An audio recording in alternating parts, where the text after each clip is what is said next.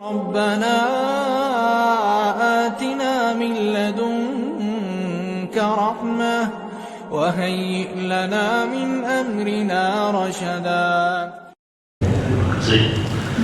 Assalamualaikum warahmatullahi wabarakatuh. Waalaikumsalam warahmatullahi wabarakatuh. A'udzu billahi minasy syaithanir rajim. Bismillahirrahmanirrahim. Alhamdulillahi rabbil alamin. Wassalatu wassalamu ala asyrofil mursalin wa ala alihi wa sahbihi ajmain. Rabbi shrah li sadri wa yassir li amri wahlul 'uqdatam min lisani yafqahu qawli, amma ba'd.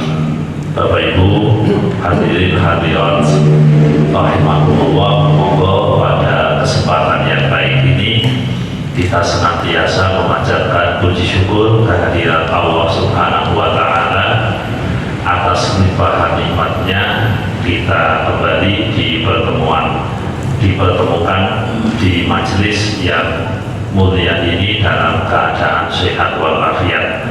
Sholawat serta salam kita haturkan pada junjungan kita Nabi Agung Muhammad Sallallahu Alaihi Wasallam.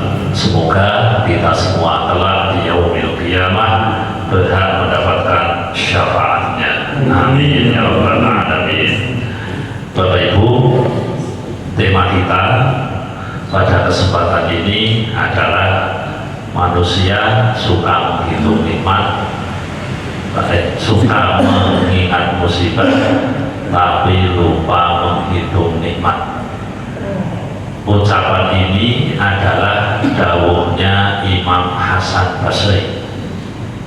Jadi beliau itu mengomentari tentang surat Al-Adiyat ayat nomor 6. Gusti Allah dawuh, innal insana lirabbihi lakanud.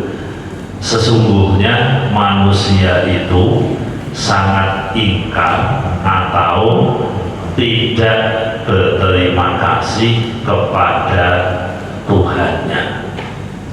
Nah, jadi makna kanud itu menurut pandangan Imam Al-Hasan Basri adalah suka mengingat musibah. Jadi yang non musibah itu hitung wae, tapi kalau ada nikmat dilupakan.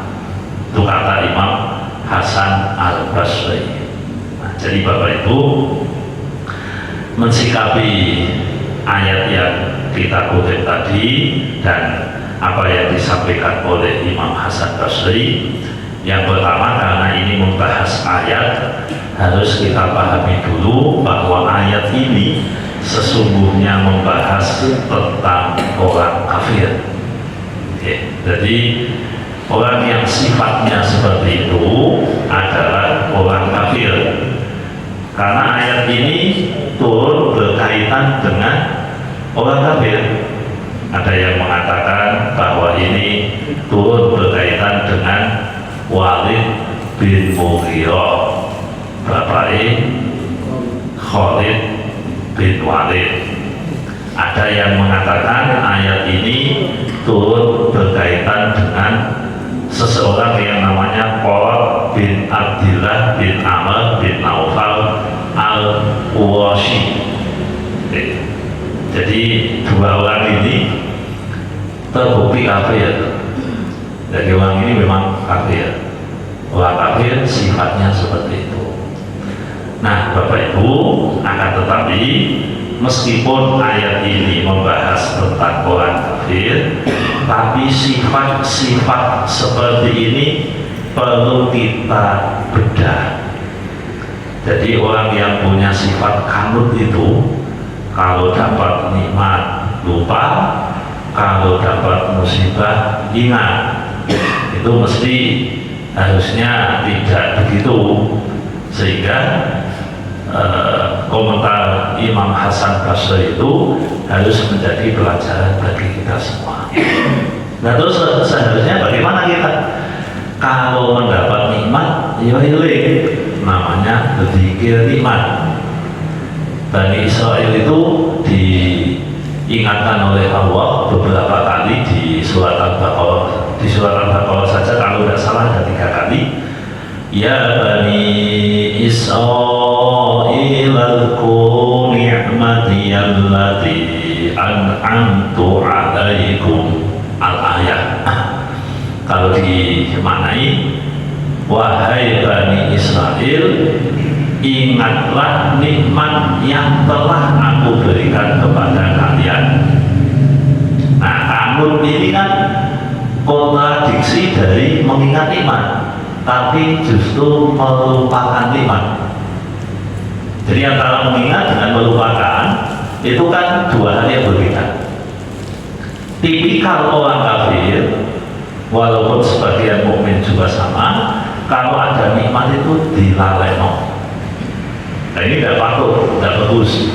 Bani Israel diingatkan oleh Allah berkali-kali jangan sampai lupa, tapi ingatlah nikmat yang telah Allah berikan kepada kalian semua. Oke, itu untuk Bani Israel. Terus kemudian Bapak Ibu, yang namanya nikmat itu memang semestinya harus diingat-ingat, sebagaimana Allah juga mengingatkan nikmat kepada Nabi Muhammad. Nabi Muhammad dilebih wadduha wal lail, yang lanjut ada alam yajidka yatiman fa'awa wa wajadaka dhallan fahada wa wajadaka 'ailan fa'aghna. Nah, ini jenis dilingti Muhammad Akadaniyo. Apa tadi ayatnya apa? Betul, yatimanya mau wa amalita wa wajadaka sing yatimah betul sekawal naik betul awal ini saja mawataka alam yajid kaya 5. Bukankah aku menemukanmu dalam keadaan yatim Muhammad, terus tak umpayani tak kiling gitu nikmat. Wa wajadaka dhallan fahada, bukankah aku temukan kamu dalam keadaan bingung, kemudian kami beri hidayah. Gimana dimaknai dhallan sesat, jadi rame di sosial media. Wa wajadaka dhallan fahada dan seterusnya. Jadi ternyata Nabi Muhammad pun juga diingatkan, nikmatmu yang itu biar yatim tak upaya, kamu bingung tak kasih petunjuk, kamu ailan dia duit tidak punya apa-apa, fauna kami ayakan, dan seterusnya. Jadi Nabi Muhammad diunaiki miskin niku yo dongeng kurang tepat. Ukuran miskin apa sih untuk maksudnya? Soalnya tinggalan aja Nabi mawar tanah Badak dan tanah Khaybar itu luas sekali. Bukan hanya 500 meter betul tanahnya, tapi ribuan atau mungkin ratusan ribu meter, puluhan hektar. Nah menurut waktu miskin ini ukurannya biaya maksudnya. Jadi Allah mengatakan wa wajadaka ailan fa'aghna, sudah kami kayakan kamu. Ini diri terus dan ini nikmatnya Gusti Allah, bukan melupakannya. Terus kemudian Bapak Ibu, Allah bukan Rasul sekarang. Rasul itu mengkritik orang yang tidak pandai mengingat nikmat, yaitu cerita tentang peristiwa Isra. Ketika Rasulullah Isra, beliau itu menceritakan kejadiannya. Aku melihat pada malam Isra itu aku diperlihatkan neraka. Nah saya lihat ternyata isinya banyak wanita.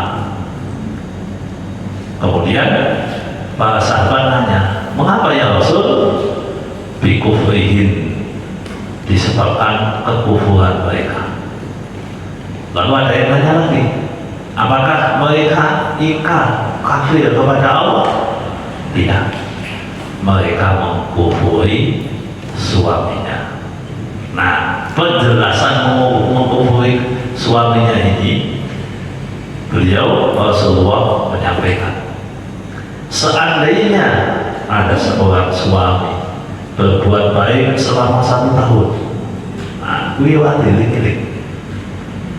Begitu suaminya berbuat jelek 1 kali atau 1 hari, maka setahun yang sudah lewat itu dilupakan semua.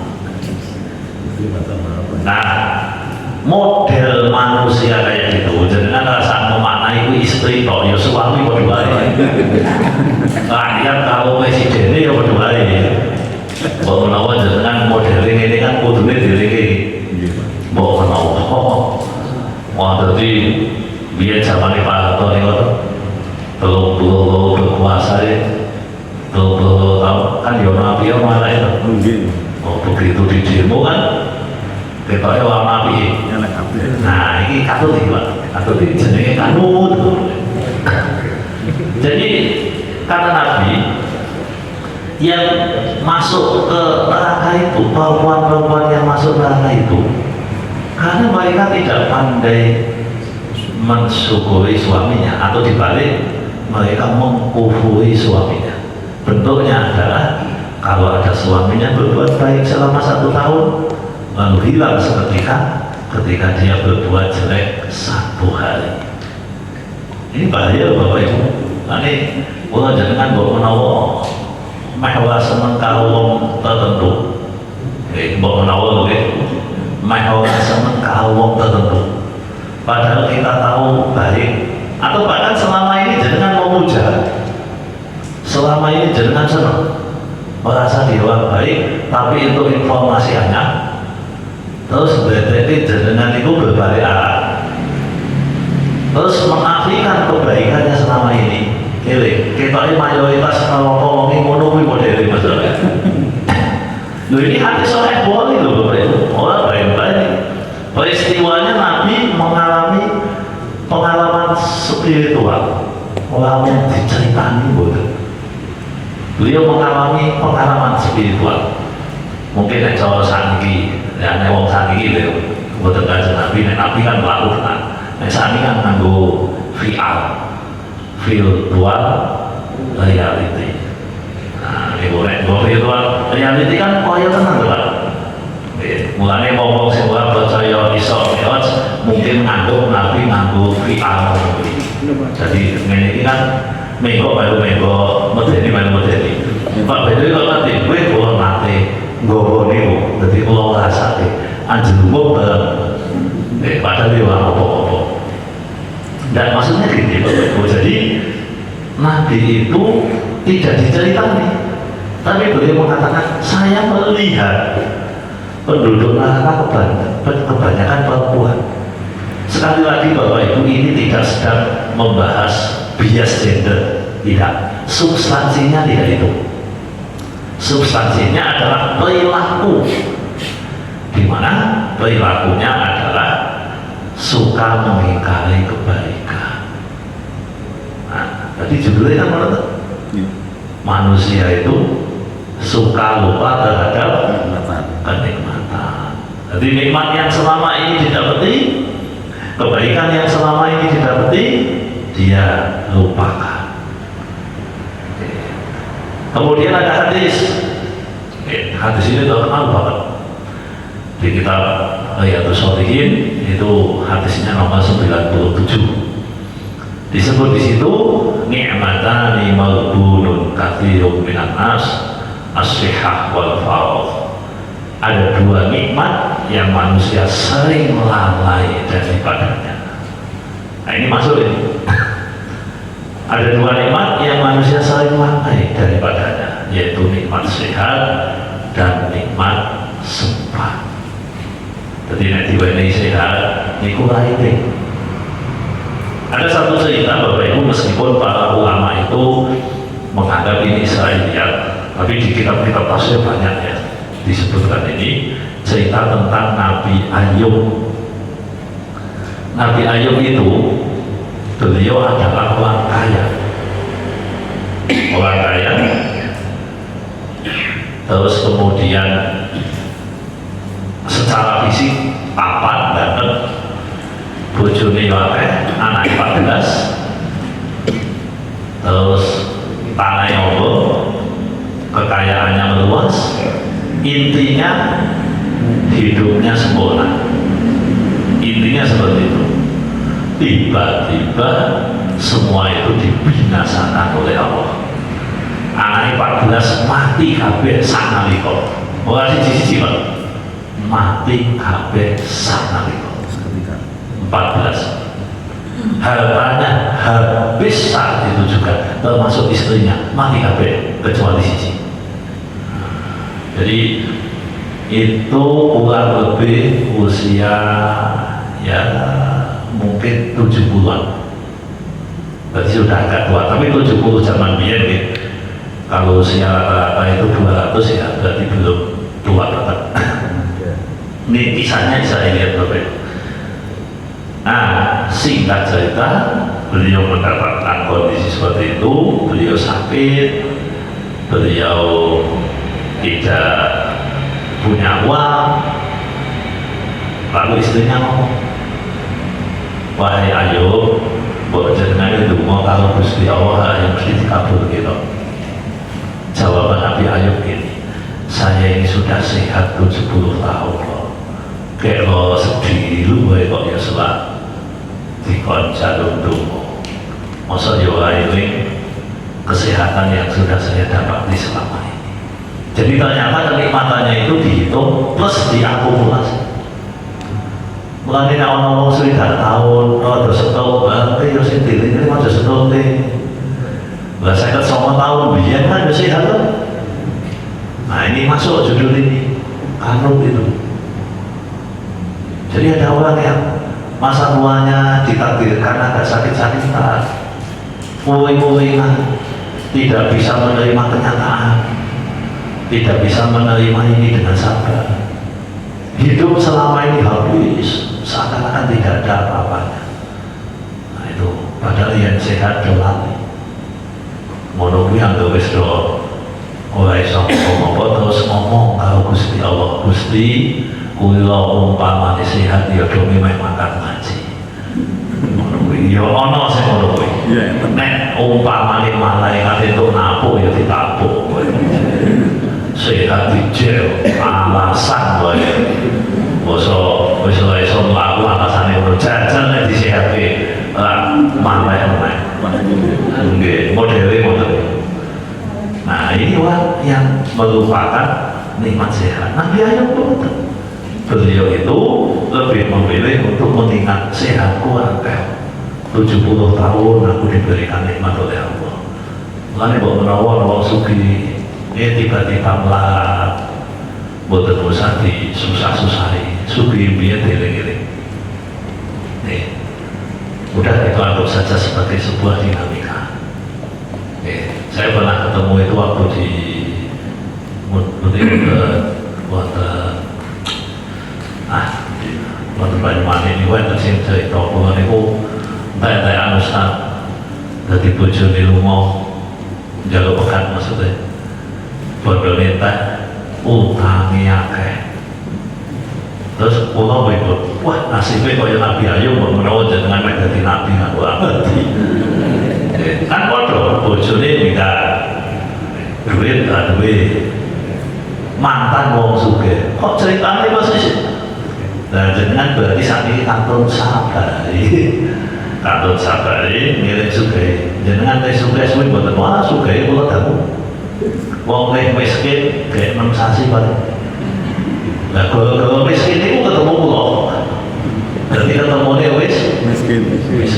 Sekarang ketemu. Ya, ketemu suka kan sibuk ono sibuk ini, masa miskin ketemu. Ya pulau memang tuh, ini muka-muka ini udah tiba-tiba ketemu dengan Mas, karena masih muda nih usianya 40 sekian tahun kan belum tua. awet cilik wis sugih, bapake sugih, warisannya yo kata, bukan hanya 1-2 miliar, mungkin puluhan miliar, pentingnya sugih ya. Oke, tapi saat menikah nembe boten sugih, nembe boten sugih, tapi asetnya masih, jenengan asetnya isyak, itu dia itu sugih meneh, tapi nek sugih meneh yo aja lali, baru sugih meneh lali meneh, jangan sampai seperti itu. Nah ini manusia Bapak Ibu, dongeng ngoten niku sifatnya wong kafir. Innal insana lakanut, al insan di situ adalah khusus orang kafir. Ya walid, ya mau senti ketika isim sudah nikah. Tapi masalahnya Bapak Ibu, sifat ngeten iki ora delok wong. Wong meh mukmin meh kafir, itu ya sifat bisa masuk. Sehingga kewaspadaan kita patut untuk kita tingkatkan berkaitan dengan ini. Contohlah Nabi Ayub. Pokoknya banding kemauan nikmat yang telah Allah berikan kepada kita seperti apa. Terus berikutnya judul ini kan yen sing diring-iring itu musibah. Bapak Ibu, fakta yang pernah ada di muka bumi ini untuk kebanyakan manusia, musibah itu tidak lebih banyak daripada nikmat. Itu fakta yang sudah ada, dan saya yakin jenengan pun sama. Coba jenengan apa soalnya suwi-suwi ini bilang tahu antara sehati kali walase kata putih. Nah, ini wong boten pas, wong boten bener, sebagaimana yang didhawuhkan Imam Hasan Basri mau. Niku wong senengane ngiling susah. Susah niku boten usah dieling-eling, disabari. Sabarlah ketika menghadapi situasi yang tidak menguntungkan bagi kita. Naluri kita mau kon sabar wimo. Naluri kita tidak mau mendapatkan kegagalan. Naluri kita tidak menerima kalau kita ini mendapat musibah, tapi iman kita tertumbuhkan, tersirami dengan adanya itu. Mulane agama niku kadang nganggo rasa, kadang nganggo rasional. Ya tergantung ya. Ada orang Belanda ya namanya siapa itu? Nah, saya lupa namanya, Van Belsen, peneliti Islam itu. Nah, beliau itu luwih paham Islam kan tiba apa ini. Lawang 42 tahun meneliti Islam di Indonesia. Bohong ini saya kasih tahu lah, nanti bang. Jadi dia meneliti tentang tarikat. Jadi dia itu tentang pamijahan, tentang kliwonan mengenai Gunung Jati, tentang di 42 tahun kok, awal tahun 82 nanti saya usianya sekarang udah 70 tahun lebih. Nah, dia itu meneliti tentang wong Islam, termasuk karakternya. Dia meneliti orang Kudi yang ada di Irak, Kudi yang ada di Turki, dan seterusnya. Nah, terus karakternya itu kan dilihat tentang mistisme, tentang sufisme, tentang sinkritisme dan sebagainya. Jadi dia tidak membahas tentang konteks, tapi membahas tentang perilaku manusia, wabil khusus orang Islam. Nah, ternyata perilaku yang beliau sampaikan menurut apa yang beliau teliti itu ya menggambarkan tentang apa yang disebutkan tadi, salah satunya tentu ini. Jadi Bapak Ibu, jenengan memang perilaku niku kadang tidak lepas dari perilakunya orang kafir. Perilaku itu sekali lagi. Karena perilaku itu kan universal. Wong dermawan ki iso ahli sholat, iso ora tahu sholat. Dermawan Bapak. Sebaliknya, wong pelit niku ya iso wong tukang sholat, ahli ibadah tapi pelit. Tapi sebaliknya, ana wong sing ora tau ibadah, gaweane dosa tapi mboten pelit utawa pelit. Sama aja. Artinya Bapak Ibu, kalau kita bicara sifat seperti dalam judul ini kan universal. Nah, sebagai mukmin, karena sifat ini universal, berarti kita kan harus memberikan batasan-batasan. Aku ki sing ora entuk endi. Nah, jadi di otak bawah sadar sudah ditanam. Ini sifat universal. Muslim kafir tidak peduli, tapi kita di sini udah tertanam. Iki wae untuk aku. Saya meyakini apa yang disampaikan oleh Allah dan Rasulnya. Saya meyakini apa yang disampaikan oleh ulama. Iki itu. Nah, nek otak bawah sadar kita mengatakan ngono kira itu, insya Allah alarmnya muncul. Kalau dengan kok rekan-rekan muda wis mulai ngono kuwi alarmnya muni. Wah itu Mas, oh iya wingi ngaji katanya ngono kuwi itu. Nah, kalau wae sini. Kan kalau jenengan nalu ini kan seneng banget. Nggih Bapak Ibu. Kalau niku ya maca sosial media, ya sedikit banyak tentang ilmu sosial ya ngerti lah. Mas ini suka ini harga naik semuanya. Ucapan itu Bapak Ibu tahun 20 wis ono. Enten boten? Sudah ada. Artinya padha wae menungso nek wae piye. Ngomongnya beda, sing biyen wis mati ganti jenengan lho. Sesuk jenengan mati ganti liyane kan ora tok. Jadi umpamanya bicara Indonesia ini miskin. Lho biyen tahun 80 dene miskin, saiki dene miskin meneh. Padahal pendapatan per kapita wis munggah. Ini mental, kita bicara mental lho. Kita bicara mental. Dong itu kalau jenengan ki ora iso mukul miskin kaya nikmat dan ujian kok piye to dong. Nah, makanya Bapak Ibu itu semua universal. Karena universal, otak bawah sadar kita ini kudu diinstal. Instalannya apa? Iki itu. Jadi begitu main monopoli, oh iya ya, wah situ.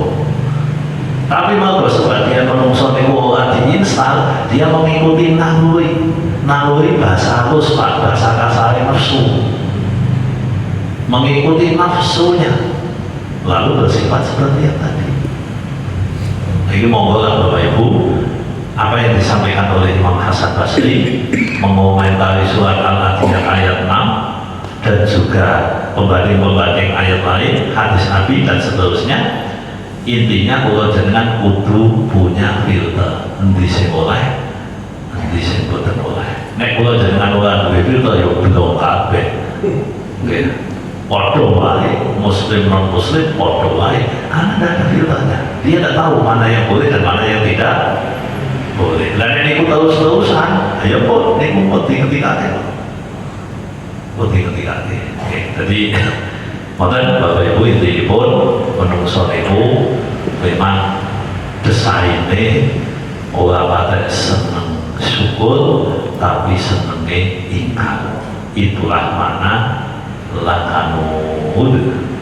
Maka ingkang saged kula aturaken mugi-mugi manfaat tinapakun nyuwun pangapunten. Monggo menawi wonten pertanyaan dipersilakan. Nggih, terus Ustaz, mungkin bermanfaat untuk kita semua. Silakan Mas Musi Wege. Waalaikumsalam. Mas. Halo.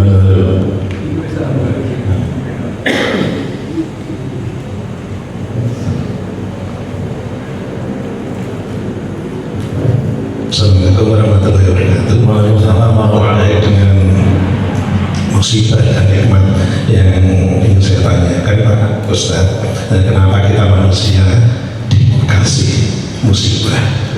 Terus langsung yang kedua, bagaimana ya Pak supaya kita bisa terhindar dari golongan orang-orang yang kabur. Assalamualaikum warahmatullahi wabarakatuh. Waalaikumsalam. Kalau yang masuk, Jadi, matur nuwun. Kalau masalah musibah itu ya sunatullah. Di Al-Quran surat Al-Baqarah kalau tidak salah 155 itu Allah sampaikan walanabluwannakum bisyai'in, sungguh pasti kamu akan aku uji dengan sesuatu. Jadi musibah itu ya hidup manusia. Hidup manusia itu mesti wonten musibah. Sing sugih duwite akeh niku ya kadang main cari barang. Ora ya musibah. Iki lho. Sugih duwite akeh triliunan. Motor niku ya kadang masuk angin. Cuma ada dokter ya. Padahal nek dokter nganggo obat sing apik, kaya obat sing ora apik ora kodal. Akhirnya wis pol dhuwur kan ora kanggo obat terus isih dungake overdosis mati. Jadi Bapak Ibu, musibah itu adalah kehidupan itu sendiri. Karena kehidupan tanpa musibah itu ya tidak kehidupan dunia nanti namanya. Nek pengen orang musibah gampang mati yo. Nek mati itu betul betul musibah. Maksudnya musibah dalam konteks itu ya adanya balasan. Nah, tapi balasannya luwih meri, luwih nemen. Kalau di dunia memang begitu. Nah, Allah sudah membuat konsep di situ di surat yang tadi kita kutip itu. Walanabluwannakum bisyai'in minal khauf, rasa takut. Rasa takut. Kalau jangan nonton demo, nonton sosmed itu apa demo-demo Pak? Indonesia akan seos, dejavu 98 akan terjadi lagi. Kalau itu mau coba apa jenenge pawangan itu tadi malam ada pergerakan militer besar-besaran, berarti waduh ditakoni, tapi apa Pak? Ya kuwi analisa. Oh Allah. Apa demo-demo itu Bapak Ibu? Jadi kalau jangan diuji dengan rasa takut. Diuji itu jenis musibah Pak. Ujiannya rasa takut. Minal ju'i wal khawfi, lapar takut. Wa naqsin minal amal, berkurangnya harta. Kula ini bulan dari matur. Bodone jenengane kurang. Niku ana beberapa kemungkinan. Kurang mergo dienggo, dimangan, gawe ragat, niku kan berkurang yang kita kondisikan. Dan duit itu kudune kurang. Masa dengan gajian tanggal 1 nanti tanggal 30 isek itu malah medeni Pak. Lah kok dikurangi ngopo? Ya memang rezeki ini standarnya berkurang. Ono sing kurangnya itu sudah kita desain. Ono sing kurangnya niku mboten kita desain. Lah kuwi sing terus disebut musibah. Aslinya kode kurangnya Pak, mau beda definisi. Sing dijipuk tanpa kita duga, yang satu dijupuk tapi dengan diduga. Lu aslinya kan kurang kok, beda jenengan. Nah betul kurang kan kurang jenengan aslinya wis oke. Di sekolah rasa pangan, kan bisa buka. Di beras rasa dimasak. Jadi berkurangnya harga itu sebenarnya standar aja. Bahkan kalau kita mau berpikir makro Bapak Ibu, wah ini terjadi krisis besar-besaran, krisis asli ini wah barang sih mau diregake dulu-duluan saya ini tidur ini udah berapa? Nah itu sebenarnya krisis yang terjadi kan karena bukan ekonomi aja. Malah yang berita TV hari ini ada orang kehilangan 300 triliun satu hari. Nah ini bijinya tunggang-tunggang kardus aslinya dari 500. Mereka sing butuh akeh kalau di apa-apa disuntik dengan kandang itu dari 5.000. Nah, mereka dari duit kardus sejumlah 1 juta kan 5.000 juta.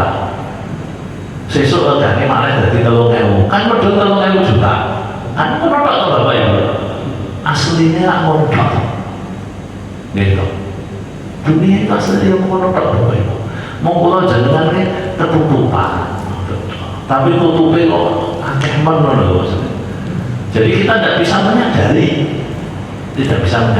Itu ujian, apa tadi, musibah. Kula jenengan asline nek delok donya niku, jenengan dodol kambing, kula yo yuta didol payu 5 juta. Jenengan berarti sing tuku kan mendung. Lah gitu. Aslinya duitnya kan ya padha wae utok to Bapak Ibu. Sing dicetak BI dengan adanya jenengan dadi kaya atau miskin kan duitnya tetep. Bapaknya BI mencetak 6.000 triliun. Terus kula jenengan dadi sugih, duitnya mudah betul. Boten lumayan itu tetep to. Terus nek kula jenengan dadi kaya, dadi miskin, ya mung pindah wong. Ngene kula ganti ngene Pak Edi, ganti ngene Pak. Ya ngono tok mung mupo-mupo. Nek dipikir-pikir, terus kula jenengan goblok nek ngono kuwi carane. Masalah dunya, mulane bener. Mulane kula jenengan kadang nek urusan dunya ngono dadine bodoh. Tidak memahami hakikatnya. Gusti Allah berbolak-balik kok tengene Quran itu ngendikan dunia ini mau dolanan. Kalau pikir-pikir ya ngono memang. Semakin banyak baca itu dunia itu dolanan tok. Mulane nek ana politik kok dolanan itu ora kaget. Memang dunia itu dolanan. Sing ngakiri jenengan kok kaget lho. Kok ngene ya? Lalu ini kalau ditakoni dengan Pak, ini politik Indonesia bagaimana? Udah biasa aja. Jadi mau musuhan kok saya balanan. Kok ya nggak ngerti jenengan wis bilang tahu loh. Ngomong wis tidak tahu kok kaget. Ya artinya ya biasa ngomong itulah permainan. Jadi Bapak Ibu pahami saja bahwa kenapa musibah itu ada, karena musibah itu ya bagian dari dunia itu. Selagi dunia masih ada, musibah ada. Dan musibah berarti satu orang itu kenikmatan bagi orang lain. Yakini itu Bapak Ibu. Yakinlah. Orang gempa itu musibah, tapi bagi pengembang, saya dodol semen itu berarti Pak. Karena mesti sedih oleh orang bangun. Wis itu musuhnya penting. Selalu begitu. Wis apa? Ana bencana apa? Bencana apa coba? Gunung api. Gunung api terus dia. Wong do kenal. Ana boten sebati. Ana mau sing gawe proyek iso diunggah ya, Pak. Full pasir. Iki apa iki bantuan? Kan ora sebati ngono kuwi, Pak. Bisa. Jadi dunia isinya hanya seperti itu. Musibah itu persepsi hati. Si A mendapat musibah, atau dipersepsikan mendapat musibah, tapi kan dimanfaatkan oleh orang lain. Selalu begitu. Nah ini kalau jangan paham, insya Allah ya tidak kandung lah, insya Allah. Yang kedua tadi.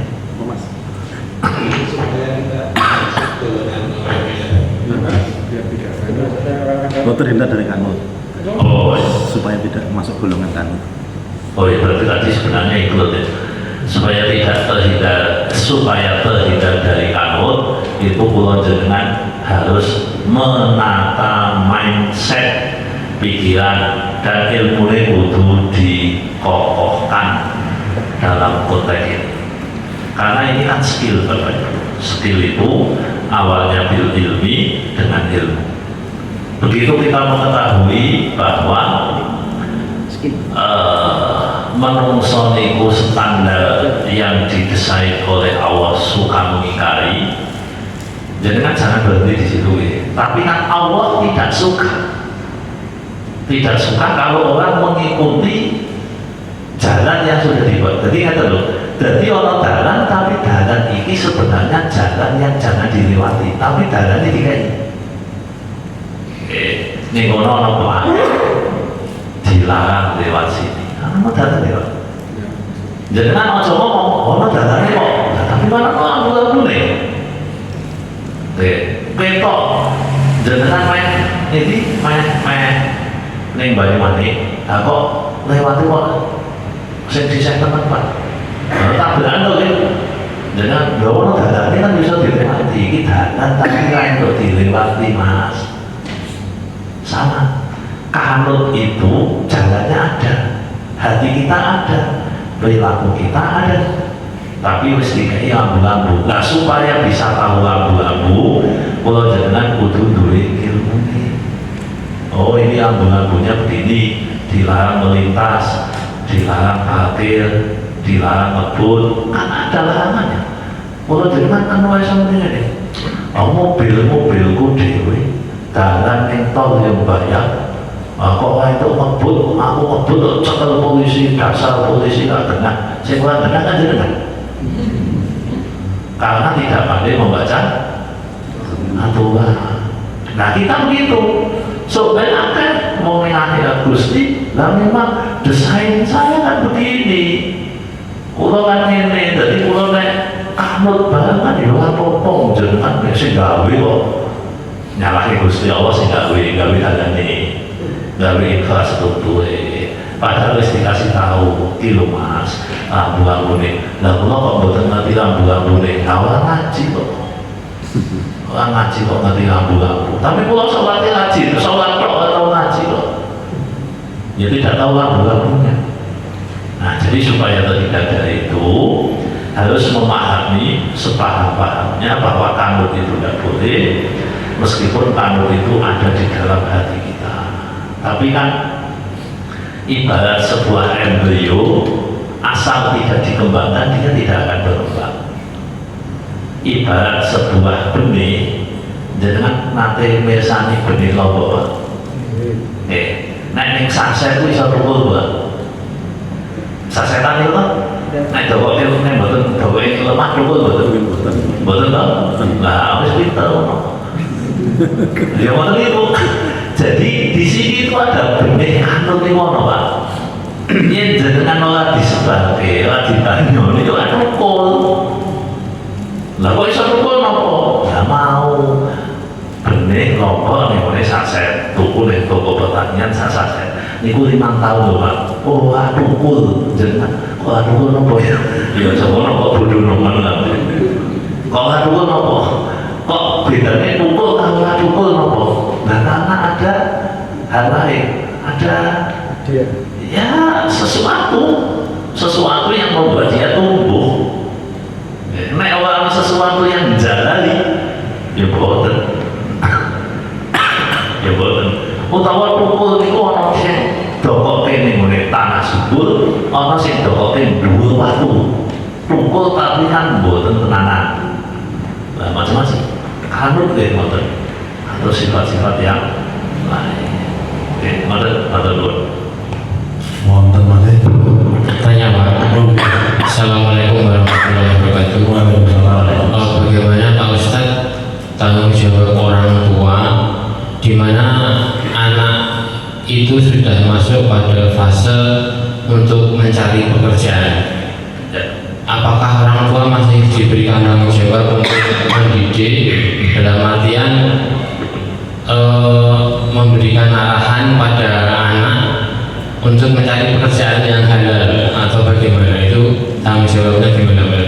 Wassalamualaikum warahmatullahi wabarakatuh. Waalaikumsalam. Satu lagi terakhir. Iya, singkat mohon Pak. Assalamualaikum Pak Ustadz. Tadi pembahasannya tadi pokoknya antara nikmat dan musibah gitu ya. Kita nikmat dari awal kan sudah tidak terbaca salah. Ada yang membayangkan, mengibaratkan tinta di lautan aja untuk menulis nikmat awal saja tidak cukup. Ilmu itu bukan nikmat. Yang ditulis itu ilmu. Ilmunya sangat luas. Ya, kayak nikmat awal lah ya banyak sekali yang kita nikmati. Kemudian musibah itu kan memang kita diberi musibah karena orang ciri-ciri orang beriman kan harus diberi musibah. Pertanyaannya, Tadi kok Khalid bin Walid tadi loh Pak, itu kan setahu saya kan panglimanya Rasulullah loh Pak. Ya betul. Tapi disebutkan kafir itu yang kafir siapa? Walidnya. Walid bin Mughirah. Oh. Jadi bukan Khalid bin Walid. Wih bapaknya Khalid. Oh, bapaknya Pak. Bapaknya Walid. Jadi Walid bin Mughirah itu tokoh kafir yang anaknya jadi panglima Islam. Jadi wong kafir anaknya muslim niku yo enten bahkan jadi tokoh. Mana ayahnya ya Pak? Ya, bapaknya itu musuhnya aja lagi. Termasuk Abu Jahal kan, Abu Jahal, Walid, Umayyah, macam-macam musuhnya aja lagi. Salah satunya Walid. Bisa satu lagi Pak. Saya angkat lagi tapi di luar topik Pak. Masalah itu Pak, sholat subuh itu kok ada yang punut, ada yang enggak itu Pak. Itu gimana Pak? Saya bingung saya Pak. Mau ikut punut, ada yang enggak, ada yang imam yang tidak punut. Nah itu saya pindah-pindah itu Pak. Di masjid sana tidak punut belum. Ini punut saya itu. Tapi tak bingung Pak saya. Jadi ada nomor. Oke, yang pertama mengenai masalah tanggung jawab orang tua. Bapak Ibu, kita bicara dalam konteks Islam ya.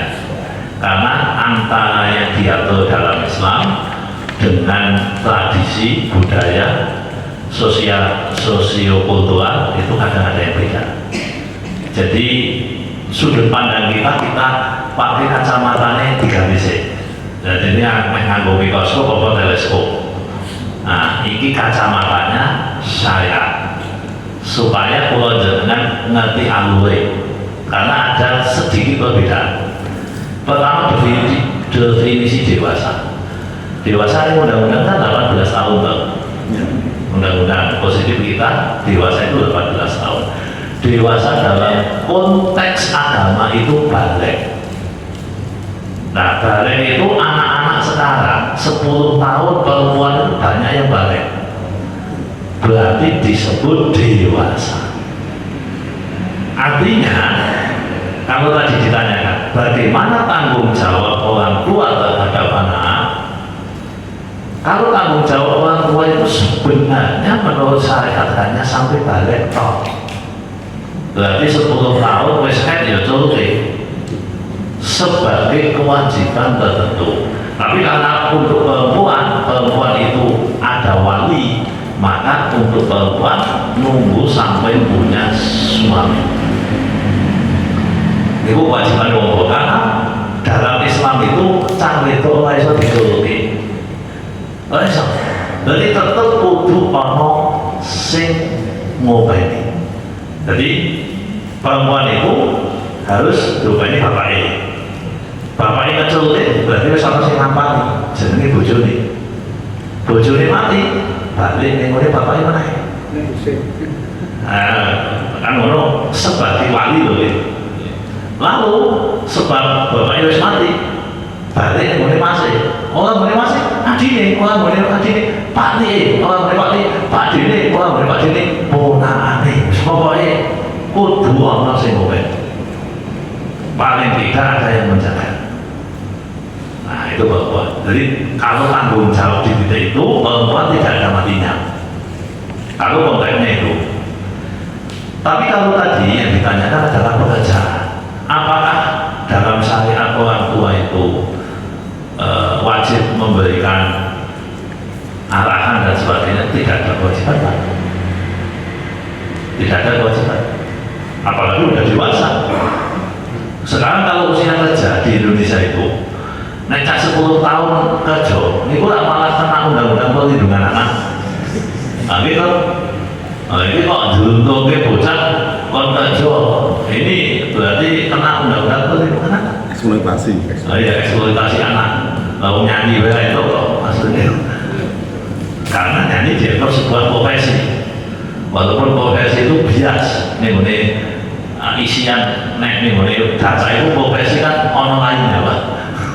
Jadi profesi apa lainnya orang tercover kan nanti tercover macam-macam. Jadi orang profesi lainnya. Nah berkaitan dengan pertanyaan tadi, orang tua tidak ada kewajiban menurut kacamata syariat. Allah hanya mengingatkan وَلْيَخْشَى الَّذِينَ لَوْ تَرَكُوا مِنْ خَلْفِهِمْ ذُرِّيَّةً ضِعَافًا خَافُوا عَلَيْهِمْ فَلْيَتَّقُوا اللَّهَ وَلْيَقُولُوا قَوْلًا سَدِيدًا. Dan sebaiknya setiap mukmin khawatir meninggalkan generasi yang lemah. Nah, gambaran itu akhirnya diwujudkan dengan jangan lemah ilmu, jangan lemah iman, jangan lemah kesehatan, dan jangan lemah finansial. Nah dari titik itu, tapi ini tidak wajib, ini anjuran. Orang tua seyogyanya meninggalkan anaknya dalam keadaan makmur, dalam keadaan kaya, dalam keadaan kecukupan, tapi bukan kewajiban. Tidak, antara nek wajib kan kudu dilakukan. Jadi kudunya anaknya disugihno, boten anjurane anaknya dicukupkan. Itu pula yang melandasi ketika ada seorang sahabat Nabi yang datang kepada Nabi, ya Rasul, kula wis sedekah semua harta saya. Dijawab ojo, anaknya kula pun cukup ojo. Lalu singkat cerita sampai sepertiga udah banyak. Lalu Nabi mengatakan, kamu meninggalkan anakmu dalam keadaan kaya lebih baik daripada dalam keadaan miskin. Mulane jenengan dadi wong sugih dalam konteks ini ben anake katut sugih. Karena nek mati mesti di anake. Cuma sugih aja lali amal. Aja lali amal. Nek lali amal engko jenengan rugi ning akhirate. Pokoknya anaknya dilatih, malah dibentuk anaknya jadi molok kan begitu. Nah, jadi tidak ada kewajiban, tapi untuk mengingatkan hal-hal yang sifatnya amal ma'ruf nahi munkar itu menjadi wajib kalau dalam tanggungan kita. Jadi umpamanya anaknya mau kerja X, Y, kalau apa sih ya? Seyogyanya orang tua mengingatkan. Kalau jangan yang anggu pekerjaan nganut konsep al-waro hati-hati ini aslinya orang pekerjaan semua karena tapi disenangi wong akeh tapi betul gua kadang-kadang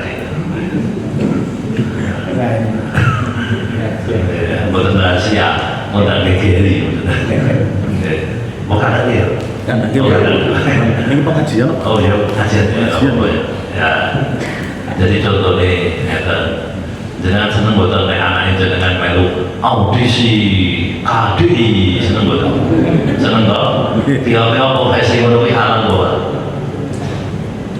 nyanyi dekat itu anu cawe itu bengi-bengi nanti 11 berarti ini anu ngono kuwi kira-kira menurut jangan halal kok ayo lalu yang cekal tuh Bapak Ibu kuwi 99% kemungkinannya halal. Tapi kan dosa konten kreator, saya dosa nih. Konten kreator itu ada dua, konten kreator yang kaitannya dengan manfaat, konten kreator yang isinya provokasi dan dual. Sing akeh ndadekake penonton akeh itu salah satunya menebar hoax. Kuwi profesi sing dosa to. Duwite haram. Seneng mboten? Banyak Bapak Ibu, dan itu menjanjikan secara ekonomi menjanjikan. Makanya kalau jenengan ya butuh duit hati-hati. Ya memang tadi Islam itu memang membatasi. Makanya ada yang protes. Dari orang Islam itu prima, kabeh itu, kabeh haram. Lalu sebagai maksudnya memang itu kalau anggotanya yang dicoba ya sana kalau anggotanya kalau itu itu bagus ya Allah. Jadi kita itu tidak pernah menghitung jumlah anggota. Orang Muslim itu kan biasa tuh gue aneh orang Islam itu kecewa dengan aduan-aduannya ya tidak apa-apa itu urusan dia. Jadi Bapak Ibu yang penting gini, pekerjaan itu sebisa mungkin ya yang halalnya persentasenya tinggi. Kita tidak mengatakan 100%, zaman saya angel Halal maksimal. ya 80% lah, bijinya A lah walaupun tidak gemuk tapi kan itu A. Nah bijinya kok D, E, ya hati-hati lah, 30%, 40%, ya perlu hati-hati. Jadi kita tidak menafikan bahwa mungkin hal-hal yang ada di kita itu yo mampu-mampuan. Kalau itu Bapak Ibu. Nah, tapi kan disadari, oh yo ini boleh, ini tidak profesi yang membahayakan. Hati-hati pokoknya. Ada profesi ini yang sebenarnya profesinya baik, tapi menjadi haram. Contohnya apa? Penegak hukum yang tak benar. Penegak hukum yang tidak benar, saya tambah yang tidak benar. Menunggui hasilnya karena tidak benar, yo haram. Kan padahal nek sing ora bener biasanya digakai. Gitu, nek sing bener duwite ora pakai. Terus piye ngono kuwi? Ya tadi saya sampaikan aturan Islam kuwi memang membatasi. Aturan Islam itu memang membatasi. Kalau pas haji ini ketemu kok, kalau supaya dia itu keterima di Komisi Yudisial, apa Mahkamah Konstitusi, apa Mahkamah Agung, saya lupa. Pokoknya ini mulai wilayah antara ini. Lalu saya tekan kono. Terus kalau tak kau belajar, saya ini anu apa? Kalau petugas, dan apa? Medeni kok duitnya akeh menong. Lah duit akeh kok medeni. Lah bener apa? Oh, jadi dia keluar usianya mungkin yang 40-an. Jadi metu, padahal senang dipakai. Nah, sampai yang direwangi tes aneh-aneh, kuliah nanti dokter hukum, tekan gone malah metu. Lah nopo kan?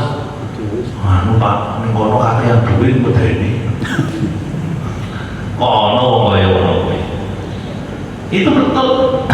Saya ketemu pas haji kemarin 2023. Akhirnya akrab sama saya orangnya. Ya, malah mau bayar TPD saya. Kalau ada duitnya, nah, tapi kalau katakan ya alhamdulillah Pak, saya penting barokah semangat baik. Ya jebule saya orang sing kaya ngono kuwi. Digoblok-gobloknya kalau kanca-kanca lho Pak, sampeyan kesempatan emas. Engko ngene wae ono sing ngandani ketok ya. Ngene wae to, nah kalau isen engko nek tuwa nek wis pensiun tobat. Soale wong ngono kuwi carane. Jadi kok tobatnya nek wis pensiun aja wis kok tobat wis salah. Salah mau berobat sampean. Kan biasanya kan ngono ya. Biasanya ngenteni. Nah ini ya memang pekerjaan begitu. Pekerjaan seperti itu. Kalau tidak hati-hati, ada pekerjaan-pekerjaan yang sesungguhnya halal, sangat bermanfaat. Tapi karena ada oknum-oknum sing ceklon ini, biasanya oknumnya ini duitnya akeh. Nah, jadi seperti itu.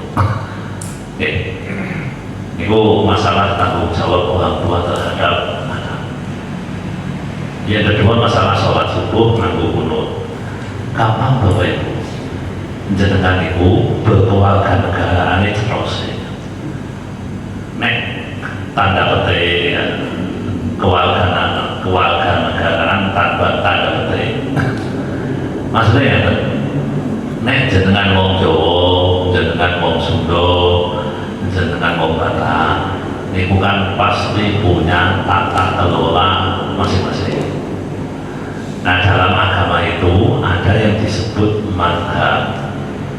Madhab itu tata kelola dalam urusan agama.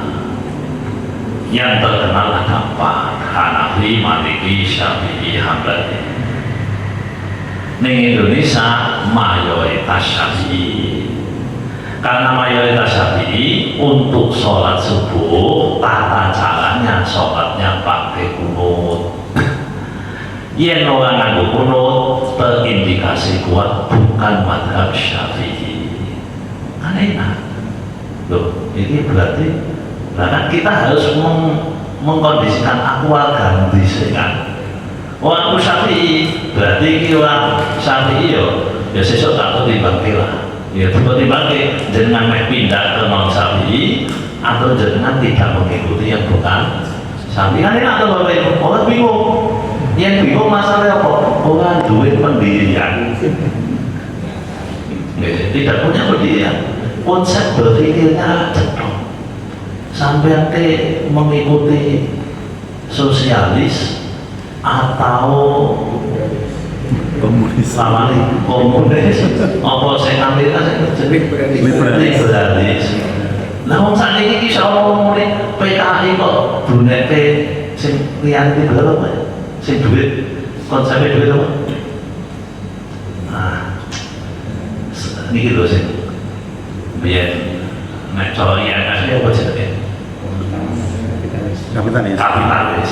Kan sakniki ana wong muni ini apa komunis yang kapitalis dulu komunisme kok kapitalisme itu piye Bapak Ibu dengan nek sinau ngono ki opo tabrane berarti ana nanti apa itu komunisme apa kuwi kapitalisme berarti piye lho kok iso ndak saiki ki wonge anut wong Cina ideologine sosialis apa bae komunis tapi wong itu kapitalis piye ngomong mata pikir ya padha kuwi madhab Hanafi kok kunut aneh Pak madhab Syafi'i kok ora kunut mesti ora alasan napa kok Syafi'i ora kunut lah anut kancane lho anut iki anut mergo ya apa mergo jenengan menghargai orang lain wah enggak aku kan beri alasan kuwi dua-duanya Pak oh berarti kok bodoh kan bodoh dalam urusan ini kita kan